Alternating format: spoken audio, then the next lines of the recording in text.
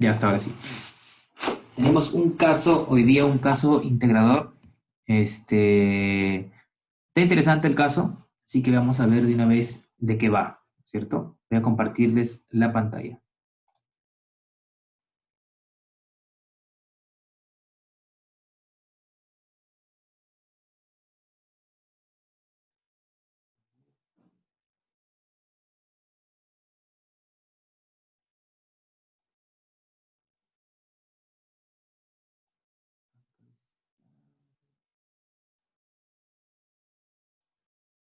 Listo. Este es el caso, ¿de acuerdo? El caso de una empresa pesquera, ¿de acuerdo? Había un video introductorio para no, digamos, perder demasiado tiempo viendo la parte inicial del caso, así que vamos a repasarla rápidamente nada más. Dice usted es contratado en una empresa pesquera dedicada a la producción de harina de pescado y al poco tiempo de haberse incorporado se ha ganado la confianza de sus jefes, por lo que le han encargado la evaluación de un importante proyecto de inversión. ¿Qué más? Esta empresa pesquera es de un tamaño mediano dentro del sector, por lo cual tiene que medir muy bien las inversiones que realiza. Ya, perfecto. Y acá te hablo un poco de los factores que ocurren mucho en este tipo de sector, ¿no? Como es el fenómeno del niño, los precios y tal. Información general hasta ahora. Sobre la capacidad instalada. Esta empresa cuenta con dos plantas en el norte, cuya capacidad de procesamiento total es de 100 toneladas por hora de harina de pescado. Adicionalmente cuenta con cuatro embarcaciones, cuya capacidad total de bodega es de 1.300 toneladas de harina de pescado. ¿Cierto? Acá. Con estas embarcaciones pueden abastecer aproximadamente el 35% de la capacidad de la planta. La capacidad de bodega de cada embarcación se define como las toneladas máximas que puede cargar, digamos. Ok. Entonces aquí, este párrafo es del sector, este párrafo ya es de la empresa, y esta empresa tiene una particularidad. Tiene una planta procesadora en la cual ingresa pescado y sale harina de pescado, ¿cierto? Perfecto. Ahora, esta planta productora de harina de pescado, en la cual ingresa el pescado como materia prima, dice que con sus embarcaciones propias, que son cuatro, llegan a topar el 35% de la capacidad de la planta. Entonces la planta siempre, por cuestiones de eficiencia, tiene que estar en su capacidad instalada máxima, ¿no es cierto? Entonces, ¿qué hace la empresa actualmente? Bueno, el 35% de la capacidad lo cubre con sus cuatro embarcaciones que tiene y el resto lo cubre comprando la prima a terceros, a otros pescadores, ¿cierto? Menos vamos entrando en contexto. Luego viene el abastecimiento. El abastecimiento que no puede obtener a través de sus embarcaciones lo hace comprando a terceros, justo lo que decíamos. Últimamente ha tenido algunos problemas de abastecimiento por la fuerte competencia y por la asignación de cuotas. Adicionalmente, es sabido que el precio que se ha venido pagando por la materia prima está relacionado con el precio internacional de la harina, siendo el precio de la tonelada de pescado aproximadamente 15% de la tonelada de harina. Aquí nos dice que últimamente ha tenido problemas de abastecimiento por la fuerte competencia, es decir, ha tenido problemas comprando el pescado para cubrir el 65% de su capacidad instalada. Y lo otro, que el precio de la tonelada de pescado es 15% del precio de la tonelada de harina. Como el precio de la tonelada de harina se mueve este, por la oferta y la demanda, al ser un commodity, el precio de la materia prima se mueve en consonancia, ¿no? Entonces podemos ir poniendo eso en el Excel. Precio de la tonelada de pescado y precio de la tonelada de harina de pescado. Uno es el insumo y el otro es el producto final. El precio de la tonelada de pescado es 15% de la harina.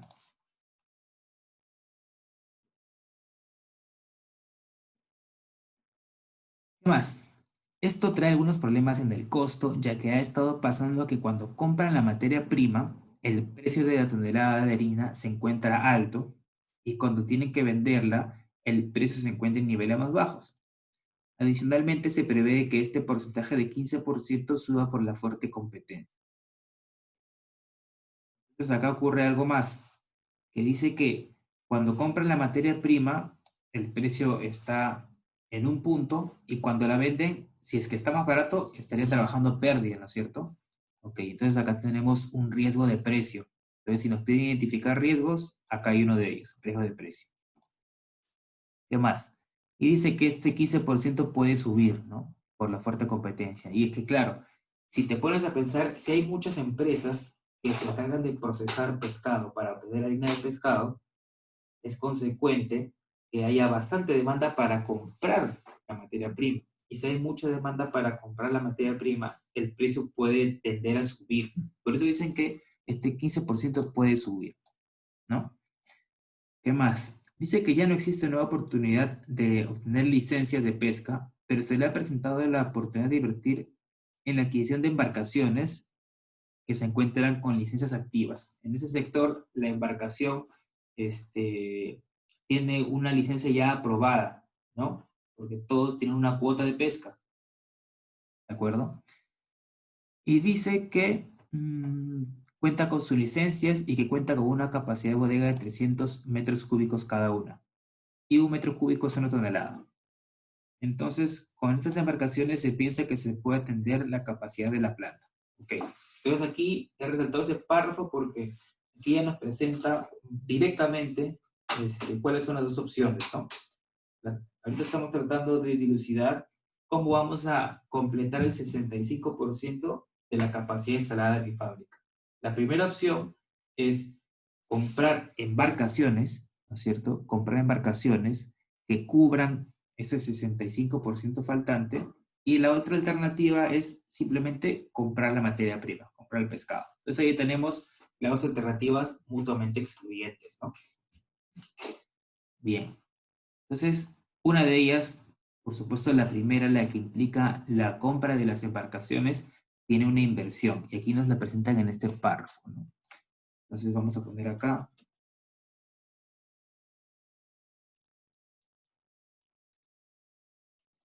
tonelada por embarcación. Son 300 toneladas de pescado, ¿no?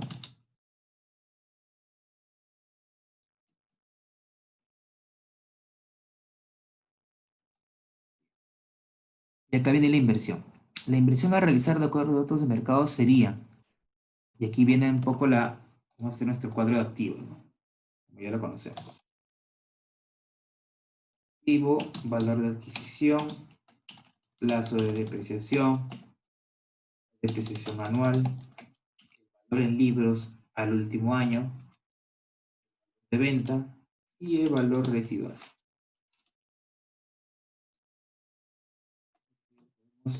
Hasta de memoria, ¿no?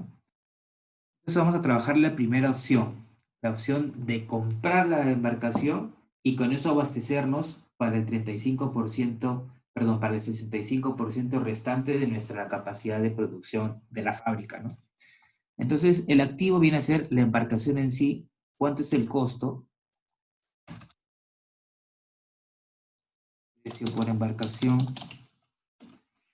Dice que son $15,000 por metro cúbico, o sea, por tonelada.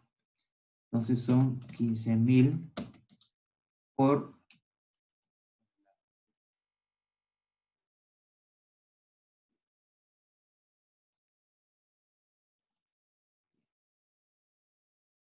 Estas embarcaciones son antiguas y requieren inversiones adicionales del 10% de su valor para ponerlas a punto. Ok, esto es lo que se llama overhauling, ¿no? Entonces, vamos a poner acá 100 por esto de acá. El precio de depreciación de estos activos, incluidas las mejoras, es de 10 años. Ok, entonces vamos a poner 10. El valor de adquisición, voy a poner acá cantidad, una de momento, ¿no? El activo es la embarcación. El valor va a ser esto más el overhauling, ¿cierto? Por la cantidad que son 1. El plazo de depreciación habíamos dicho que son 10 años, así que la depreciación anual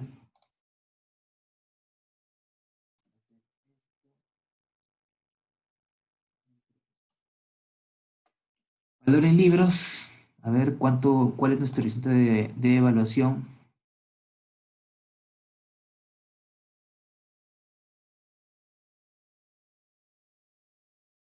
Son 10 años, ¿no es cierto? Porque nos dice que esos activos que son el activo principal de esta alternativa duran 10 años, al cabo de los cuales se deben realizar mayores inversiones para seguir operando, que no nos la detallan, pero nos dicen que dura hasta ese periodo. Entonces el horizonte de evaluación son 10 años.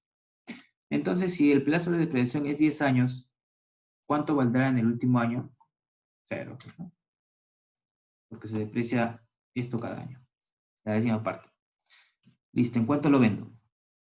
Un valor de reventa al final de este periodo de 70% sin incluir las mejoras. Entonces, 7 por, eh, nada más ya sin las mejoras, por cuántas embarcaciones son.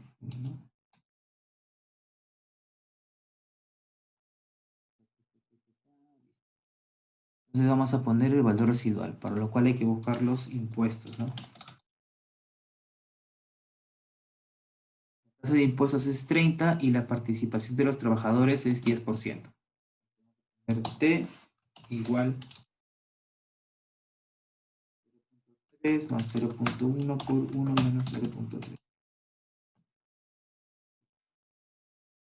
Ahora sí podemos calcular el valor residual. El valor residual es el valor de venta menos lo que pago de impuesto a la renta, ¿no? Y esa renta es la ganancia, ¿no? Que es el valor de venta menos el valor de libros por T.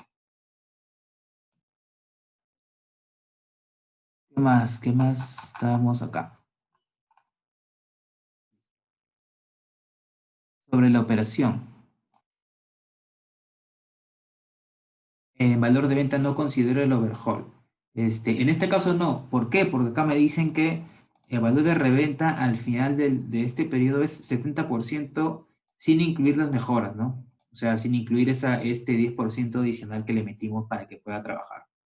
Por eso que no le hemos puesto. Entonces, seguimos con la operación. Bien, entonces hasta aquí estamos ok, ¿no? ¿Qué hemos hecho? Hemos pasado la información, hemos elaborado un mini cuadro de activos y lo siguiente que vamos a hacer es continuar con el caso. A ver, vamos a ver. Una vez levantada la veda de pesca, se da la carrera olímpica, ¿no? Que es donde todos luchan por llegar primero a la zona de pesca, claro. Es que solamente te dan unos días al año para pescar. No puedes pescar todo el tiempo por cuestiones, bueno, también de clima y también por cuestiones de cuotas, ¿cierto? Eso lo regula el Ministerio de Producción. A ver, dice que son 60 días al año para pescar. Entonces, acá, días de pesca.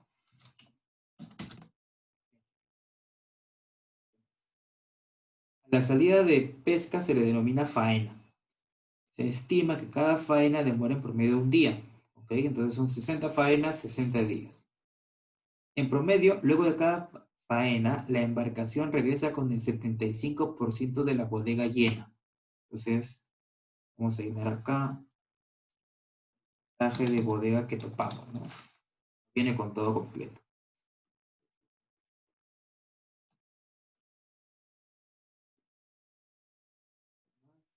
Adicionalmente, por razones operativas y de ineficiencia de los días que se dispone para pescar, solo debe considerarse el 90%.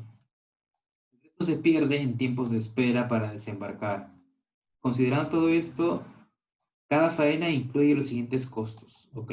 Entonces, acá hay un factor de eficiencia del 90%, ¿no? Vamos a ponerle así.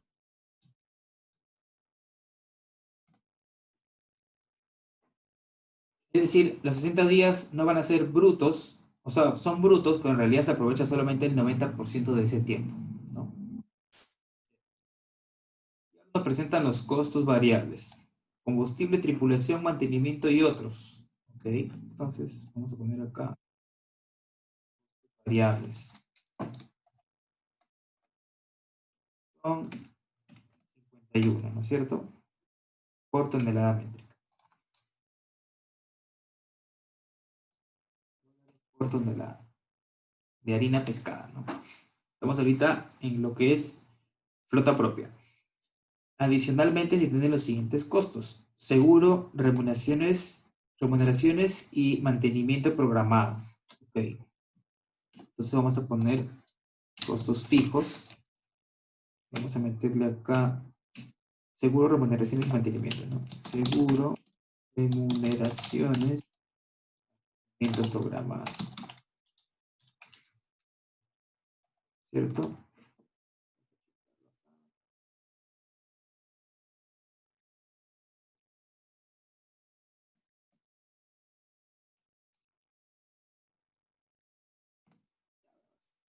Gastamos en seguro 1.5% del valor de cada embarcación.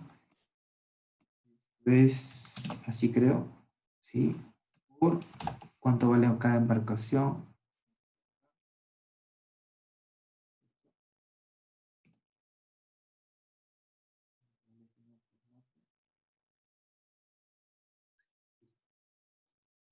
¿Cuántas remuneraciones pagamos? $5.000 mensuales por embarcación. Entonces son 5.000 por, bueno, como está mensual, vamos a pasarlo anual y por el número de embarcaciones. Y el mantenimiento son 50.000 al año y está anualizado por cada embarcación.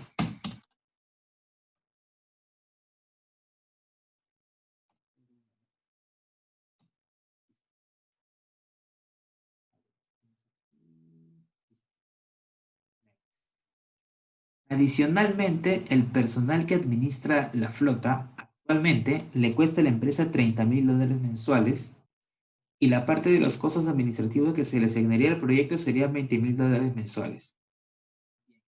Ya a juzgar por nuestros conocimientos vastos o escasos sobre finanzas, sabemos que estos 30.000 y estos 20.000 tienen toda la pinta de ser irrelevantes, ¿no? Porque dicen que esos 30.000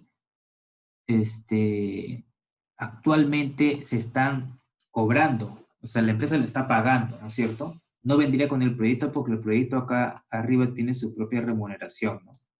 Y esos 20.000 son una asignación, ¿no? Se le asignaría el proyecto, ¿no? Entonces eso tampoco lo tomamos en cuenta. Cabe mencionar que por facilidad del análisis, las cifras están expuestas en dólares, pero los gastos de remuneración, combustible y mantenimiento, entre otros, se pagan en soles. Entonces aquí nos presentan otro riesgo, ¿no? Había el riesgo de precio, acá hay el riesgo de tipo de cambio. Sobre el capital de trabajo, vamos a poner acá.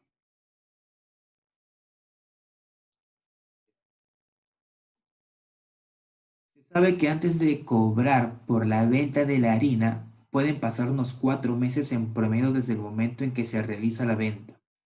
También se sabe que la materia prima recibida en la planta es inmediatamente procesada. Ok, esto, ¿de qué parte del capital de trabajo me está hablando? Efectivo, cuentas por cobrar, inventario, cuentas por pagar. Dice que antes de cobrar por la venta, ¿no es cierto? Entonces aquí estamos viendo que damos un plazo de 4 meses de crédito a nuestros clientes, es decir, cuentas por pagar. En tal sentido, y aquí vamos a conversar un poco sobre cómo resolvemos este tipo de ejercicios. En este tipo de ejercicios en los cuales vemos dos alternativas que son mutuamente excluyentes, ¿de acuerdo? Vamos a tener una comparación que usualmente es a nivel de costos nada más. ¿Por qué? Porque estamos hablando en el supuesto de que la empresa tiene solamente el 35% de su capacidad instalada con flota propia.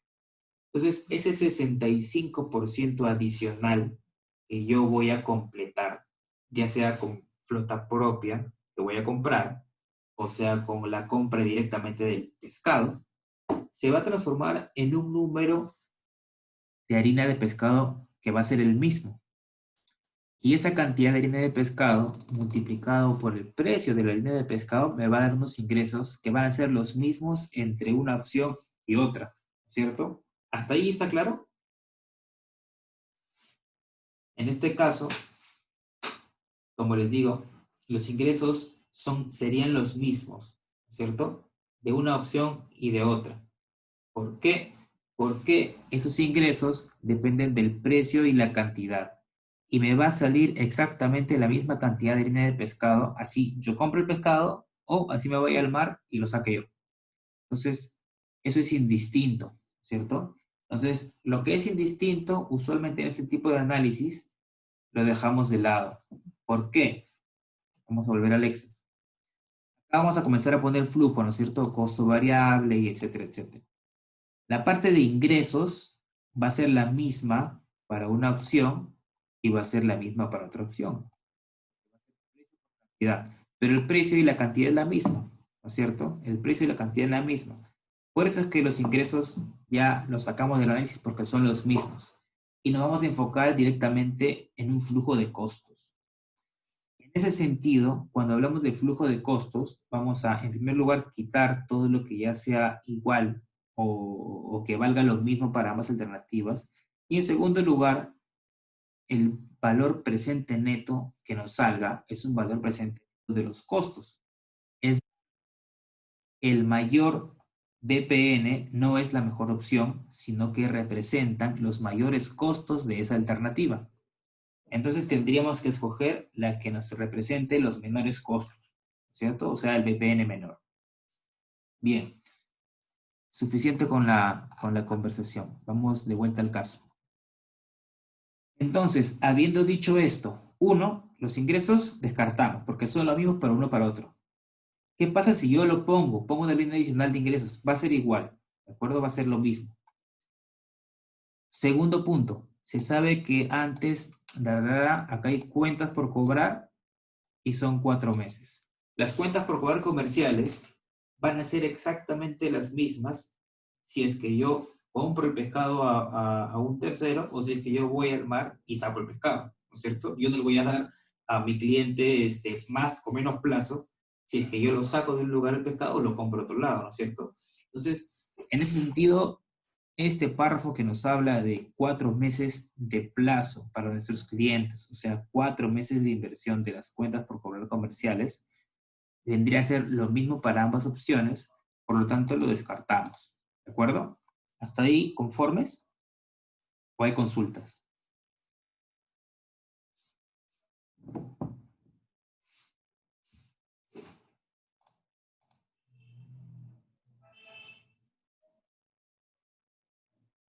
Me preguntan si cuando es mutuamente excluyente. Exacto. Cuando es mutuamente excluyente, estamos hablando de dos maneras para conseguir el mismo resultado. ¿Cuál es el mismo resultado? Los ingresos, precio por cantidad. Entonces, ese precio por cantidad yo lo puedo conseguir comprando el pescado o yo mismo pescándolo. Son dos maneras para conseguir lo mismo. O bien hago uno o bien hago el otro. Pero como los ingresos son iguales para ambas opciones, por eso es que yo lo quito del análisis y veo más bien cuál es la opción más cara, ¿no? Así es, cuando es mutuamente excluyente. Bien, entonces, como no hay más preguntas, continuamos. Entonces ya habíamos descartado esto porque era igual para ambas opciones, ¿no es cierto? Next. El costo de compra de la materia prima es el 15% del valor de la harina en el momento de la compra. Ok, acá están hablando del costo de compra del pescado, que es lo que ya habíamos puesto acá en el Excel, ¿no? El Excel. 15%, ¿no es cierto? Eso ya lo sabemos. Y el pago es a 120 días a partir del desembarque. Esto trae como consecuencia un manejo operativo muy grande, y etcétera, etcétera. ¿No? Ya, listo, next. Entonces, acá me está dando el CTO de la opción de comprar el pescado. Vamos a poner CTO, compra de pescado. ¿De acuerdo?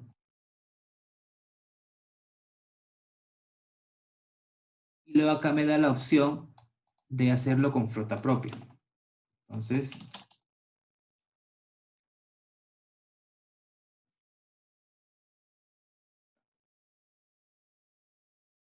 son 120 días a partir del desembarque. Entonces, son 120 días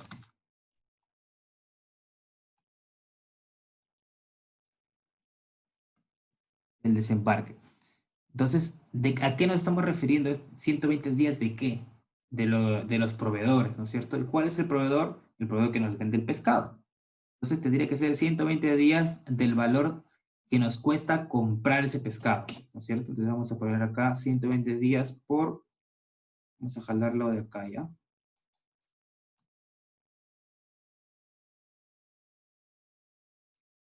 Precio del pescado por tonelada, cantidad de pescado.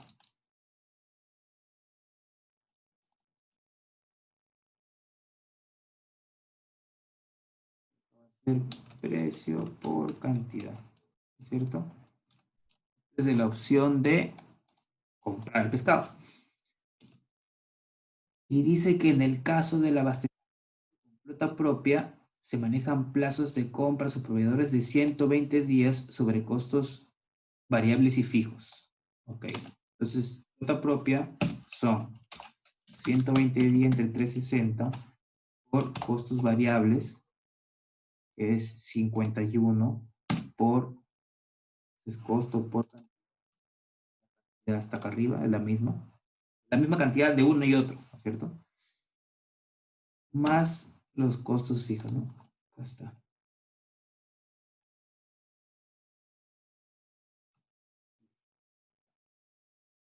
120 entre 360 por, estos son los costos variables, precio por cantidad y el costo fijo. Entonces acá ya vamos dándonos cuenta que una vez la cantidad, ¿no? Bla, bla, bla. Listo. Entonces, ¿de cuánta cantidad de pescado estamos hablando? Bueno, estamos hablando de la cantidad de pescado para completar nuestra capacidad de planta. ¿Cuánto es?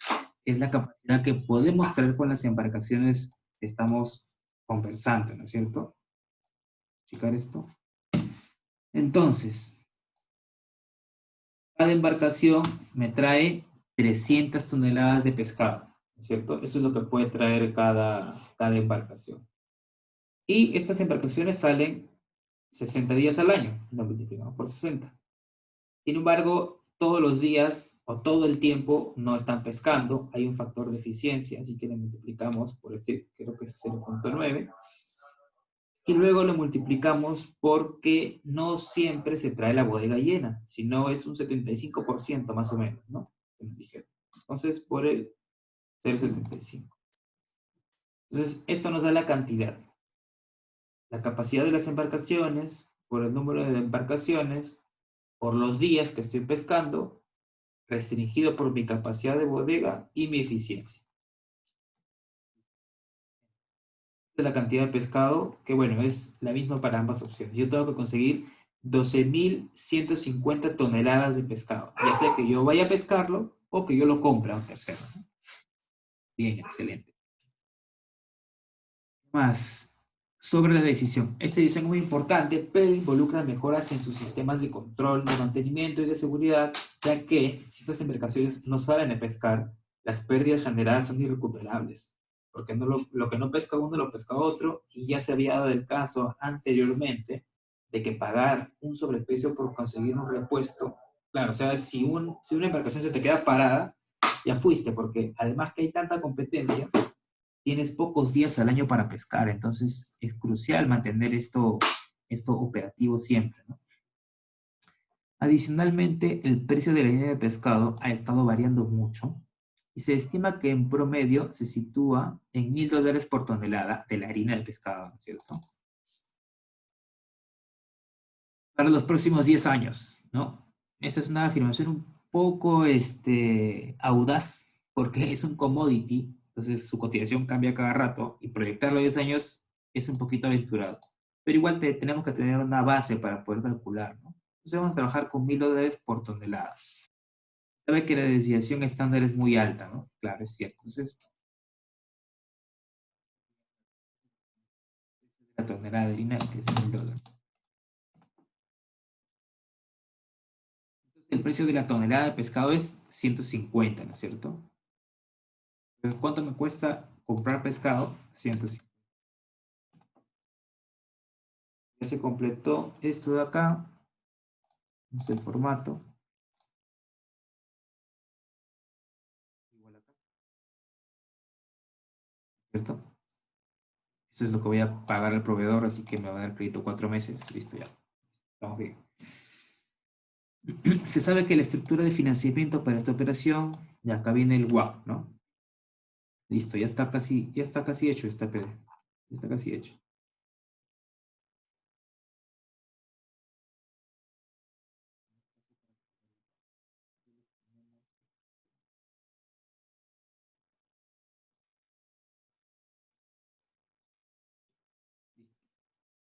A ver, la estructura de financiamiento para esta operación es 70% deuda y 30% recursos propios. Deuda 0,7, capital 0,3. Pese a que la empresa tiene la mayor parte de su endeudamiento a tasa variable, aquí hay también otros riesgos. Si nos preguntan por riesgo, ya tenemos, con este son tres, ¿no? Riesgo de precio, riesgo de tasa, y este es un, perdón, riesgo de tasa, claro, y anteriormente nos presentaron el riesgo de moneda, ¿no? El riesgo de tipo de cambio. Ok. Para este proyecto, el banco le ha ofrecido un préstamo de largo plazo con garantía de embarcaciones a una TEA de 10% cada vez. Más un dato sobre el riesgo de tasa, ¿no? Un dato sobre el riesgo de tasa. En este caso, en esta coyuntura actual de COVID, ¿no es cierto? Seguramente habrán escuchado que el BCR está bajando la tasa de referencia, ¿no es cierto? Está bajando la tasa de referencia. Por lo tanto, el endeudamiento está siendo más barato. Si nosotros sacábamos un préstamo, como la mayoría, a tasa fija, estaríamos ahorita en una posición desventajosa porque ese préstamo ahora lo darían más barato, ¿no es cierto? Eso es lo que usualmente ocurre en el sistema financiero peruano, que nosotros sacamos por lo general tasa fija. Pero en Estados Unidos las personas naturales también acceden a tasa variable, ¿no? Es una cuestión así curiosa. Bien, entonces acá tasa fija 10%. Adicionalmente, usted ha podido averiguar que la tasa libre de riesgo es 6%, ¿no? Entonces, la beta del proyecto es de 4. Esta es la beta apalancada. Ojo, la beta hecha 4. Y la prima de mercado es 5%, ¿no? RM, ¿no?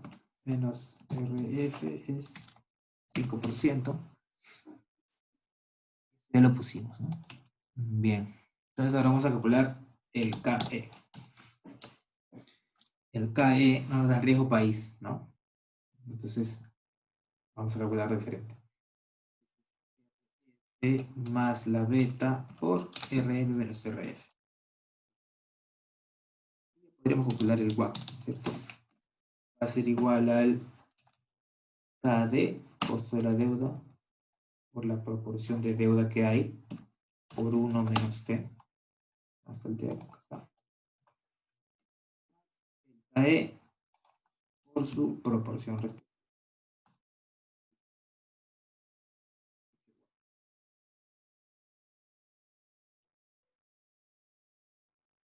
Ya tenemos nuestro WACC. Y viene ahorita calcular la tasa de descuento. Bueno, eso ya está. Fácil. Identificar los flujos relevantes. Ya hemos descartado algunos, ¿no es cierto? Por aquí hemos descartado algunos. Y determine el VPN de cada uno, ¿no? Y luego vienen 3 preguntas de sensibilidad. Ok. Hasta este momento hemos hecho la introducción del caso. Hemos pasado todos los datos. Más o menos ya lo hemos esquematizado. ¿De acuerdo? Que tenemos por acá para recapitular? La tonelada de pescado, precio de la tonelada de harina de pescado, que es el producto terminado. Acá están las embarcaciones, ¿no es cierto? Esto es de la opción de comprar embarcaciones y yo traer el pescado. Son los datos que son para ambas opciones. Igual son 60 días en los que voy a poder pescar, un par de datos de eficiencia, costos variables, costos fijos y un CTO de cada una de las opciones. Renzo, ¿por qué no hago el CTO del año 0, 1, 2, 3, 4, 5, 6, 7, 8, 9, 10? Porque aquí nos dan simplemente un elemento del CTO, ¿no? Ya habíamos visto que estas cuentas por cobrar eran irrelevantes, o sea, eran indistintas en las dos opciones. Y estos son cuentas por pagar, o sea, créditos de nuestros proveedores. Y ese es el único elemento que constituye el CTO. que además no nos dicen que cambian, ¿no es cierto? No nos dicen que cambian, ¿no? Entonces, da igual, ya lo hemos calculado y lo vamos a poner en el año cero. No cambia, no va a haber variación. Por tanto, del 1 al 10, del 1 al 9 va a ser 0 la variación. ¿Qué más tenemos acá en el Excel? Nuestro mini cuadro de activos, que está fácil, y el WAP, que también lo hemos calculado al toque. Entonces, vámonos ahorita para lo que es el análisis. Vayamos a la siguiente sesión, por acá creo que quedan 10 segundos, y continuamos. Vamos a la siguiente sesión de Zoom. Nos vemos ahí.